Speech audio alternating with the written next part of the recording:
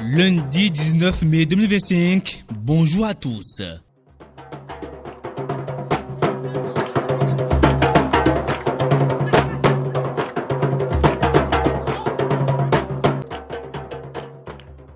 Notre métier a des codes. La créativité est l'une d'entre elles. Nous ne sommes pas des amuseurs publics. Nous sommes des artistes. Propos de Willy Dumbo dans une tenue d'un commandant de bord. À travers ce look, il rappelle qu'il est important d'innover dans son secteur d'activité, non seulement en captivant les attentions, mais aussi en étant artiste de son art. La HAC annonce un toilettage des télévisions émettant par satellite et non enregistrées au Bénin. Après une première mise en demeure, restée lettre morte, l'institution de régulation des médias a publié une ultime mise en garde. Fini avec la pagaille qui a tant duré dans ce domaine, s'est félicité quelques citoyens à l'annonce de cette décision. L'organe de régulation des médias brandit désormais la menace du démantèlement pur et simple des installations des contrevenants. Une chasse à l'homme est désormais en cours dans la plus grande ville de Louisiane aux États-Unis pour retrouver des fugitifs qui pourraient être armés et dangereux selon la police.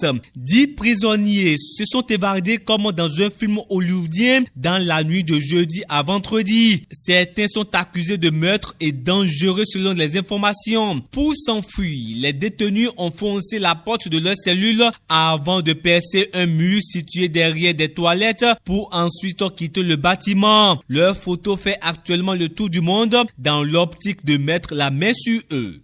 Claudicia annonce son départ de RFI et France 24. Il a révélé sur sa page Facebook qu'il allait rejoindre un nouveau projet médiatique panafricain qui comprendrait 2 chaînes. Ces chaînes proposeront des magazines, des fictions, des débats, de la musique et des tacles. Après Alain Foucault, Claudicia va aussi plier bagage en invitant les internautes et ses fans à le suivre dans sa nouvelle aventure. Les réactions se sont multipliées sur la toile. 20 000 fidèles ont assisté ce dimanche à la messe inaugurale à Rome du pape Léon XIV. Le pape a dénoncé dans son homélie un paradigme économique qui exploite les ressources de la terre et marginalise les plus pauvres. Il a plaidé pour une paix juste et durable en Ukraine. Environ 200 délégations du monde entier étaient présentes pour assister à cette célébration 10 jours après l'élection du nouveau souverain pontife.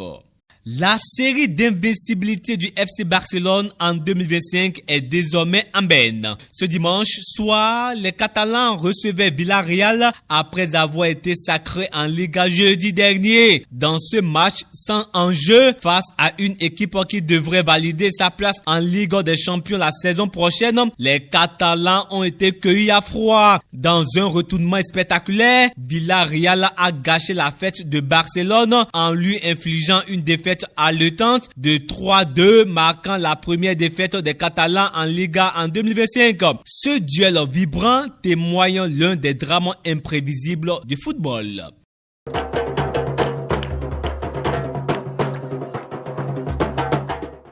Espérant vous retrouver vendredi prochain, je vous souhaite de passer une excellente semaine de travail.